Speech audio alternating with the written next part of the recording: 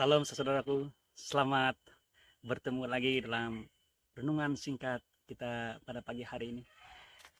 Saya mau bersama dengan saudara pada pagi hari ini untuk dapat merenungkan firman Tuhan sekali lagi bersama-sama. Saya percaya Tuhan mempunyai message untuk kita setiap pribadi melalui renungan singkat kita pada pagi hari ini. Mari kita berdoa sebelum kita bermula. Bapa di sorga, kami mengucap syukur, berterima kasih kepadamu karena kami percaya saat ini yang Engkau berikan kepada kami adalah waktu yang sangat istimewa untuk mendapat makan firman Tuhan. Kami dapat lagi satu peluang untuk menerima kebenaran firman Tuhan yang menjadi kehidupan kami, yang mengubah cara pikir kami, yang memberikan kami pikiran yang baru, sehingga kami dapat berpikir sedemikian rupa, sama seperti Kristus berpikir.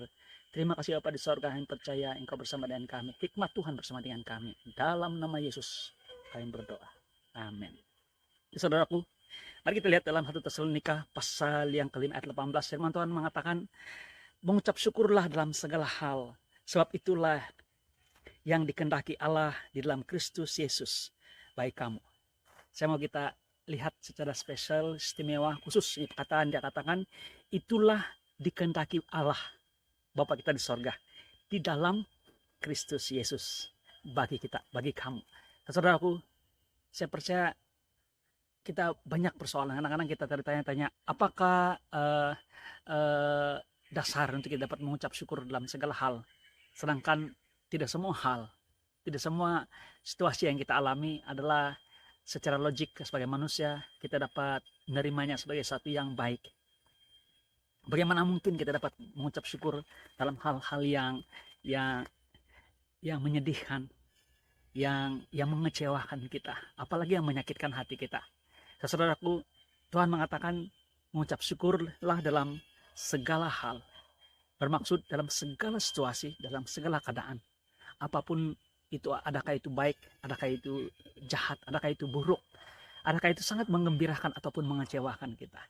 Adakah situasi itu memberikan luka dalam hati kita atau hidup kita.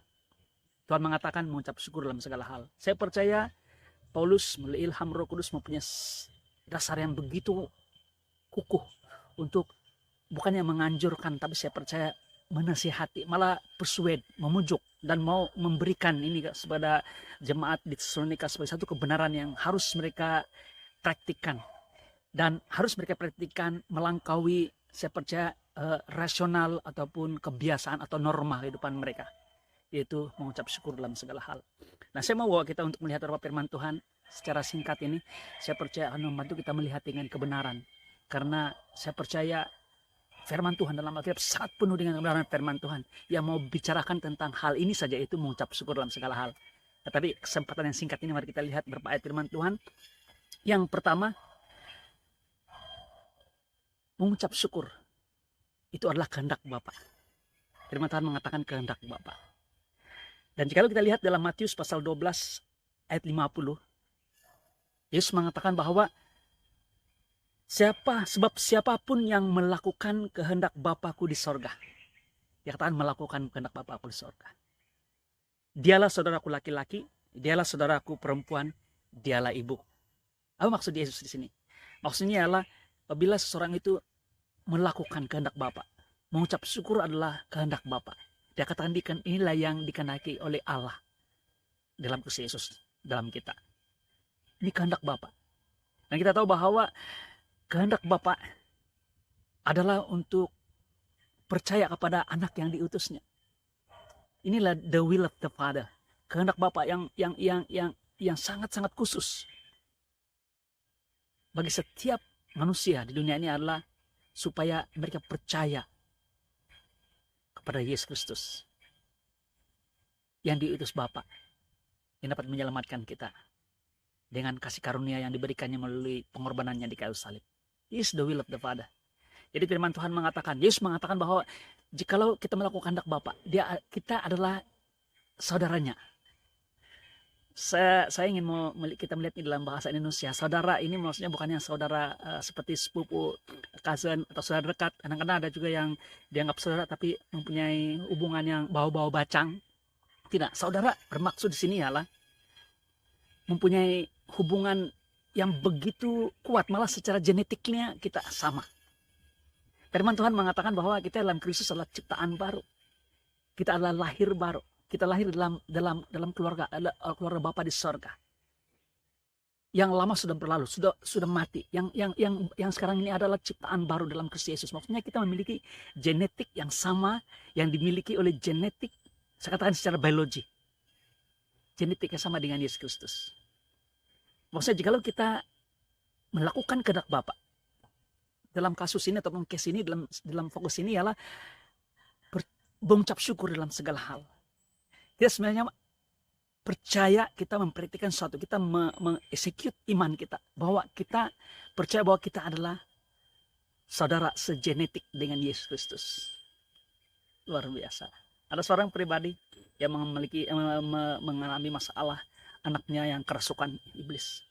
Murid-murid Yesus membantu untuk mau berdoa dan membebaskan anak muda ini, tapi mereka tidak berjaya. Dan Yesus mengatakan begini, kenapa kamu kurang percaya? Dan si bapak ini bertanya kepada Yesus, dia katakan, Tuhan tolonglah saya. Kalau engkau dapat, katakan tolonglah saya. Dan lihat apa yang Yesus mengatakan. Yesus jawab, dia katakan, apa yang kau kata?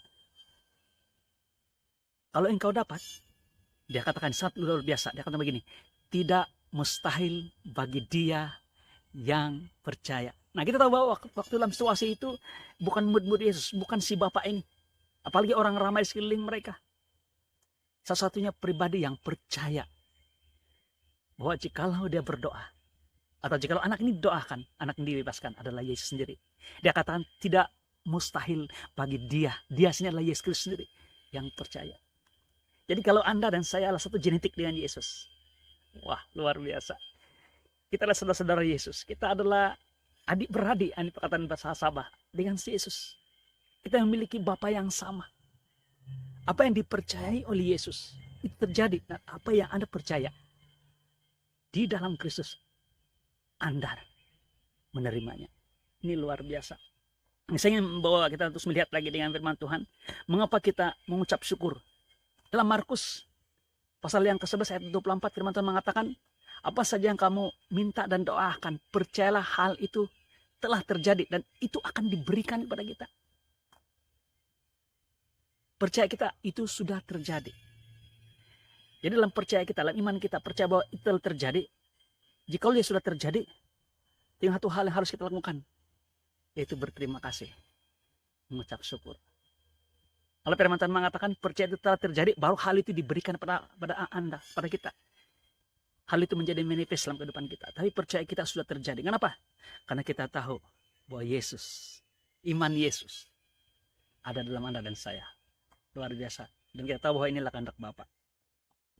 Dan mari kita lihat ayat firman Tuhan yang terakhir. Firman Tuhan mengatakan begini, marilah kita melakukannya. Nah, saya percaya dalam salah satu hal yang harus kita lakukan sedemikian rupa, yaitu mengucap syukur kepada Tuhan. Mengucap syukur dalam segala hal. Dia katakan marilah kita melakukannya dengan mata yang tertuju kepada Yesus. Ketika kita mengucap syukur, kita tutup mata, kita berdoa, kita mengucap syukur, Tuhan terima kasih walaupun keadaan tidak seperti apa yang kita lihat.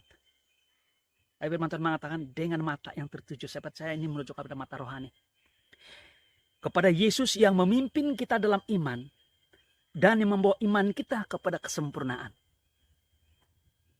Kita percaya, kita telah memperolehinya, kita bersyukur.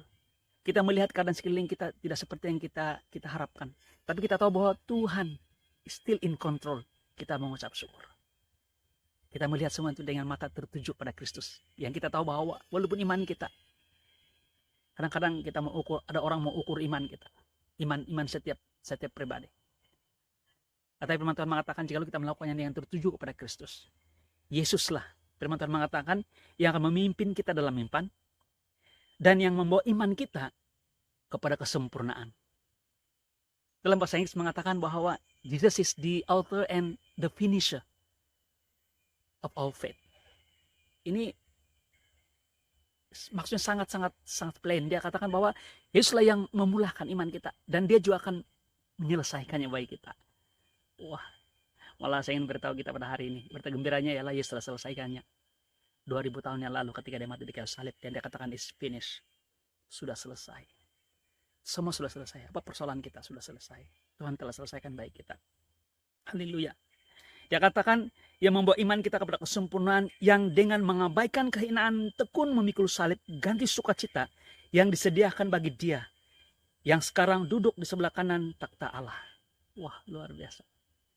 Perkataan sukacita itu. Tuhan Yesus mengambil segala musibah, segala penderitaan, segala penghinaan, malah kesakitan, penyakit, malah dosa kita. Untuk keberian kita satu saja.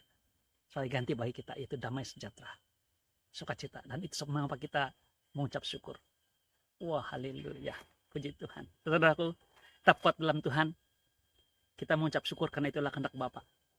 Kehendak Bapa. Yesus mengatakan bahwa yang melakukan kehendak Bapa adalah saudara dia. Satu darah dengan dia.